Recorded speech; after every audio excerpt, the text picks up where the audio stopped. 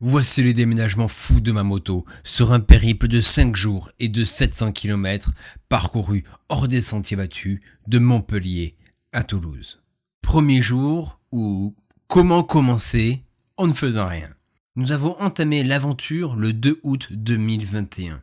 J'avoue ne pas avoir filmé ce premier jour, excepté le montage du bivouac, mais ce jour a surtout été consacré à échapper à la civilisation pour trouver notre premier bivouac. Nous avons retrouvé des pistes que nous avions explorées un an ou deux auparavant en moto et en RAV4. Ces 26 premiers kilomètres ont suffi pour me rappeler la difficulté du terrain.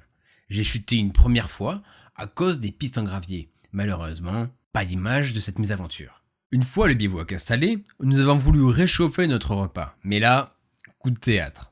Ce n'était pas la bonne cartouche de gaz. Conséquence, les repas seront froids pour les jours suivants. Bien que nous ne nous sentions pas fatigués au départ, une fois allongés sur le matelas gonflable, la fatigue nous a submergés instantanément. La pression est retombée à toute vitesse, marquant ainsi la fin de cette première étape. Deuxième jour, ou le véritable commencement. Cette deuxième journée était celle de l'apprentissage forcé, et le jour où nous allons quitter ma trace d'entraînement pour rejoindre directement le TET. Une fois levé, aussitôt reparti, et aussitôt les erreurs nous ont trouvés. Un franchissement que j'estimais infranchissable m'a accueilli les bras ouverts. Cependant, j'ai effectué des erreurs débiles, ayant peur de glisser car le terrain présentait beaucoup de cailloux. Et un peu sur la gauche. Je décide d'être tracté par le quad.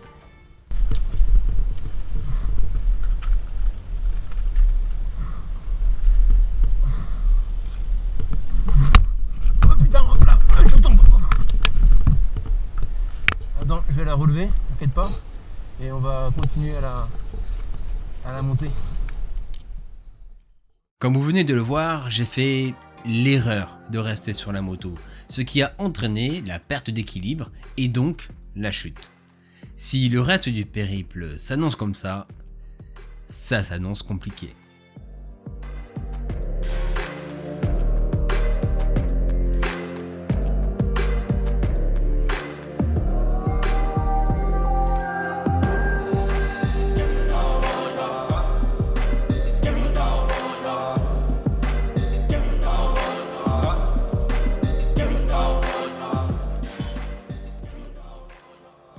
Nous continuons nos pistes, mais nous avons vite été ralentis par des chemins bloqués ou introuvables. Après plusieurs tentatives infructueuses pour les contourner, nous avons décidé de rejoindre la prochaine section par la route.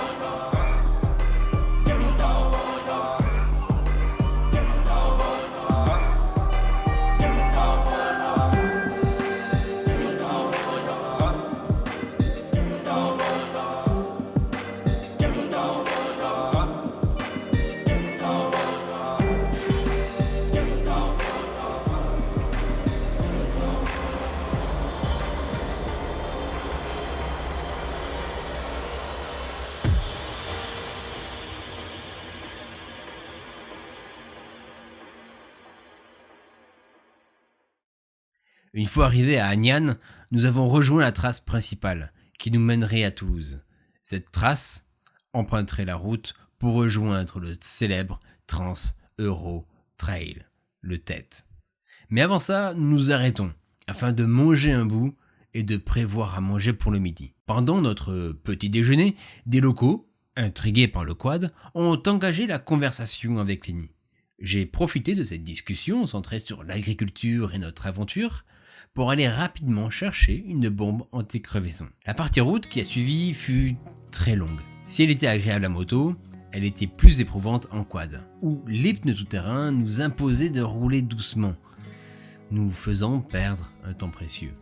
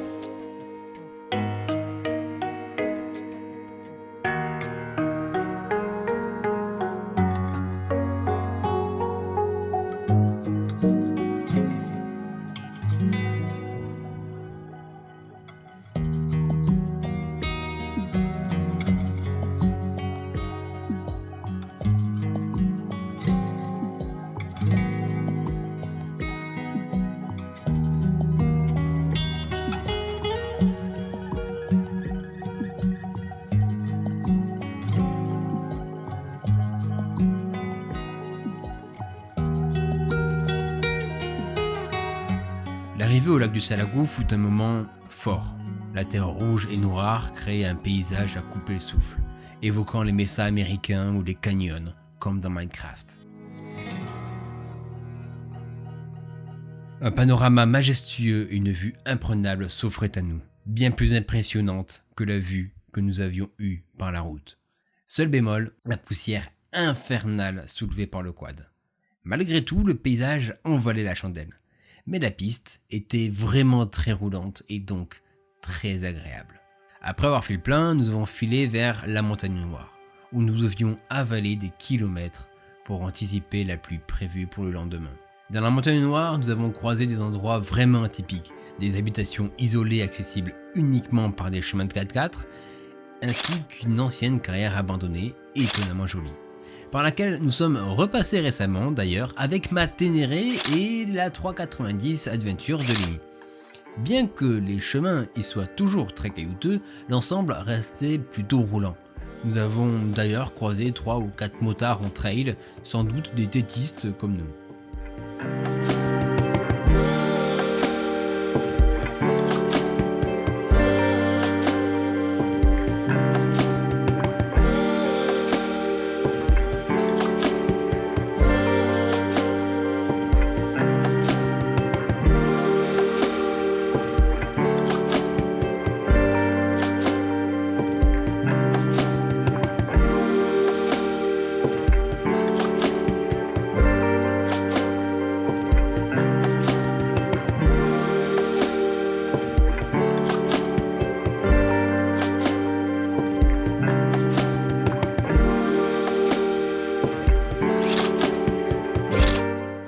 Alors que la nuit approchait et que la pluie était annoncée pour minuit, il était temps de trouver un spot.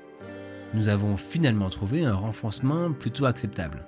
Nous avons rapidement installé la tente et préparé tout notre équipement, rangement des affaires dans des sacs poubelles pour affronter la pluie nocturne. Repas rapide, puis sommeil immédiat. La fatigue de la journée et l'appréhension de la météo du lendemain ont eu raison de nous. Nous nous sommes endormis avec une seule consigne. Le premier qui se réveille l'autre. 3e jour où comment être récompensé pour avoir affronté sa flemme et la pluie. Le jour 3 a commencé par la pluie. Réveil successif à 2h, 5h, puis 7h du matin. Le son de l'averse sur la toile me réveillait constamment. Et en addition, la flemme me clouait au sol. Après une longue attente, j'ai fini par me lever. La question était simple pour nous. Pourrir dans la tente ou affronter le déluge. Bon ben on l'entend, un petit peu de pluie pendant toute la journée. On va replier la tente, cette pluie battante. Ça rime. Et rouler sous la pluie, sur des cailloux qui se font peut-être glissants. Malgré notre résistance psychologique, la raison a gagné. Il y avait des kilomètres à faire, mais nous avons pris la bonne décision. Ah, il y a des habitations, on va retrouver la route. Peut-être. Peut-être pas,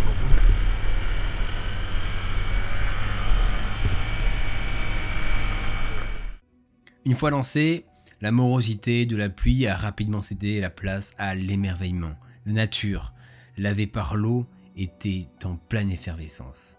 Nous avons croisé un écureuil. Puis des lapins et des lièvres, des animaux que nous n'avions pas vus jusque-là.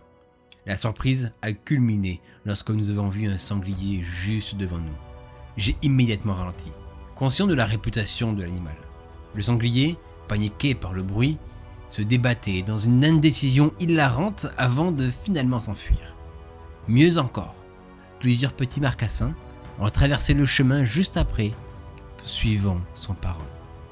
L'émotion était à son comble. Nous plaisantions sur le fait qu'il ne manquait plus qu'un chevreuil. Quelques secondes plus tard, je vois devant moi 2 chevreuils immobiles dans l'herbe. Une biche. Un moment magique qui a couronné cette matinée.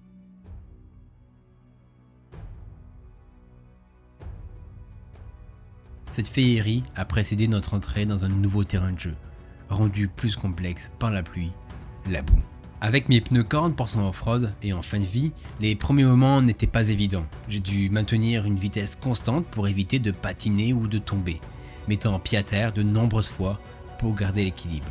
Et mes chaussettes teintées à l'oxyde de fer peuvent en témoigner. Pendant ce temps, Lenny s'amusait joyeusement dans les flaques et son quad.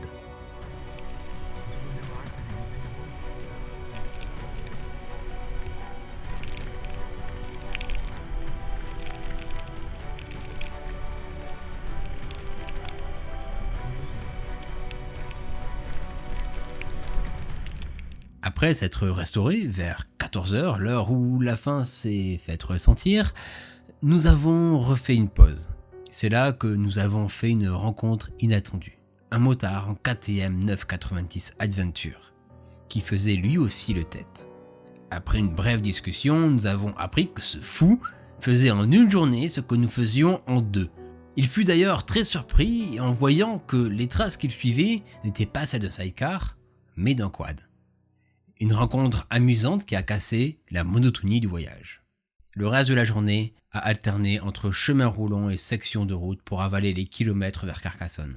Après avoir fait le plein, le quad est très gourmand, une pause pratique dans un cimetière pour faire le plein d'eau, nous avons traversé une zone off-road très agréable, parfaite pour s'amuser.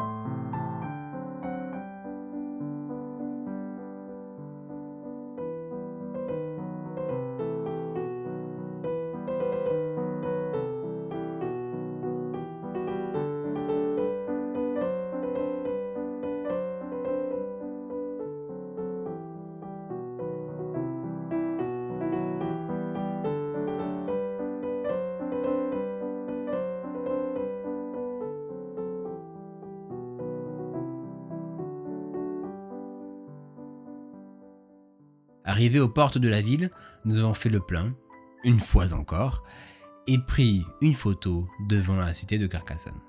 Photo que nous avons repris avec la Ténéré et la 390 Adventure.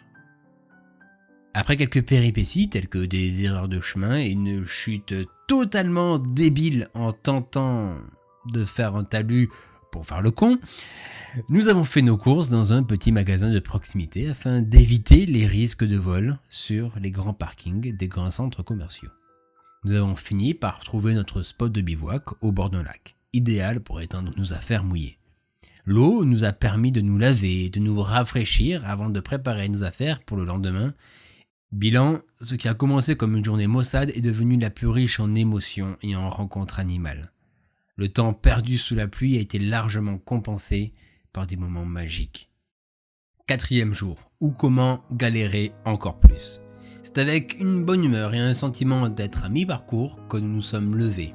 Enfin, nous allions pénétrer dans les Pyrénées, marquant symboliquement le début de la fin de notre périple.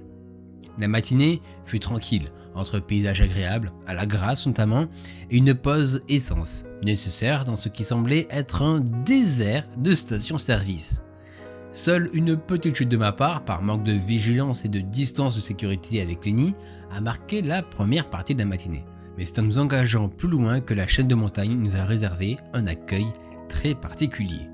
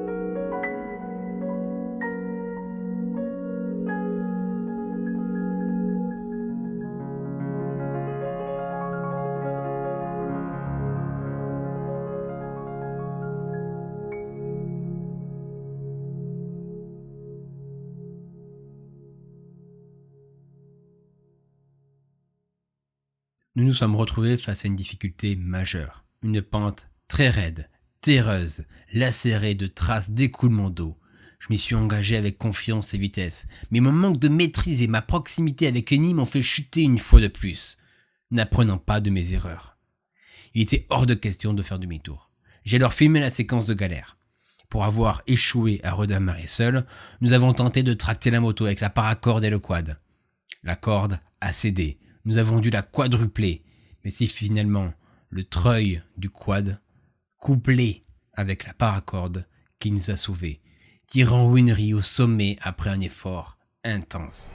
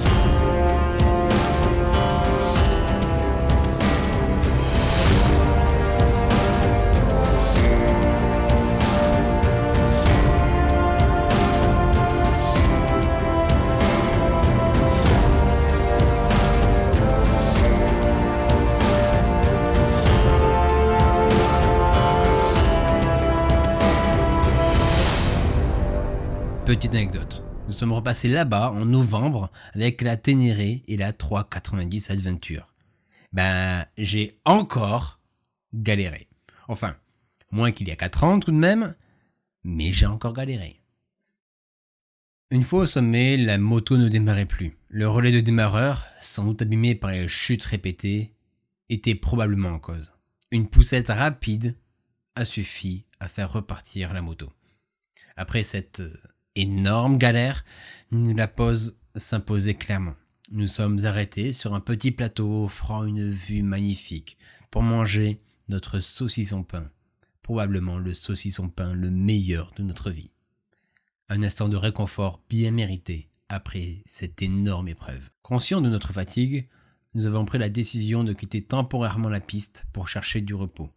Un office de tourisme nous a aiguillés vers un camping, promettant enfin une douche, une piscine et une bonne après-midi de repos. Un soulagement bienvenu, même si nous étions tristes de quitter les chemins. Une fois installé et après avoir vu ma moto redémarrer toute seule, le mystère de la mécanique je suppose, nous avons profité du confort. Ce fut l'occasion de faire le plein du quad et de tester ensemble cet engin impressionnant qui passe absolument partout, et je vous laisse d'ailleurs quelques images. Le soir, nous avons même pu manger chaud. Oui, le camping nous a réchauffé notre couscous en boîte. Enfin, malgré le faible kilométrage parcouru, cette journée fut incroyablement riche en émotions, en énergie dépensée et en leçons apprises.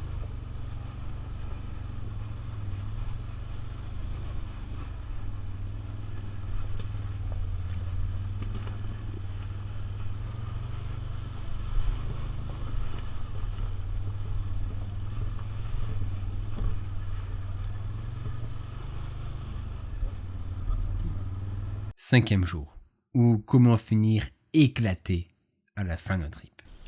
Au réveil, malgré la fatigue qui commençait à peser, normal après tout, après 4 jours et plus de 500 km de tout terrain, pour des novices, l'objectif final était clair. J'étais personnellement optimiste. Nous pouvions finir aujourd'hui. Lenny, quant à lui, était dubitatif. Mais l'essentiel était que le gros du voyage était derrière nous.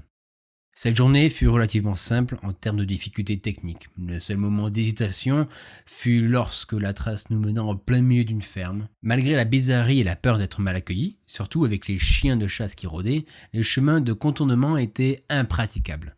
Nous avons traversé avec précaution.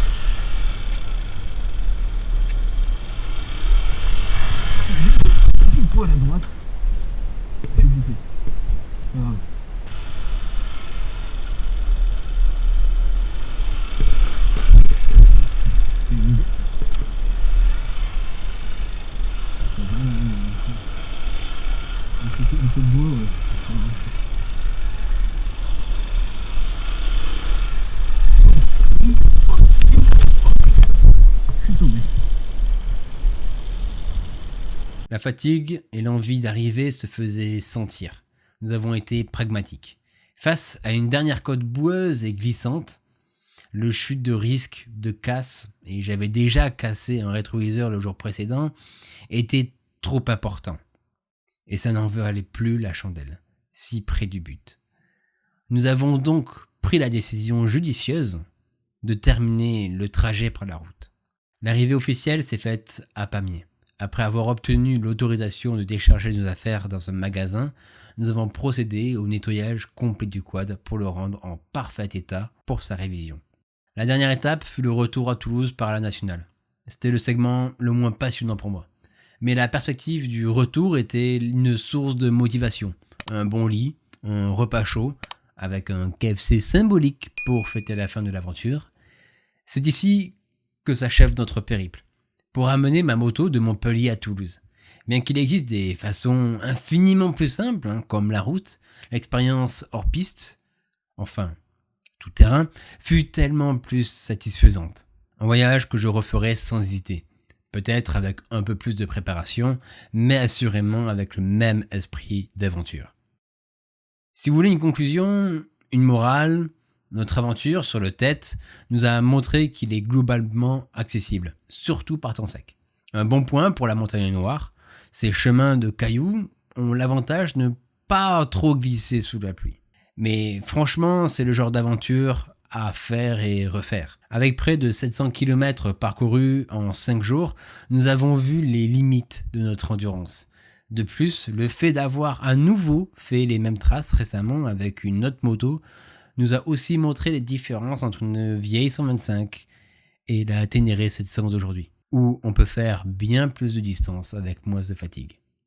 Il faudra aussi apprendre à voyager plus léger car notre pactage ne tiendrait jamais sur 2 motos uniquement.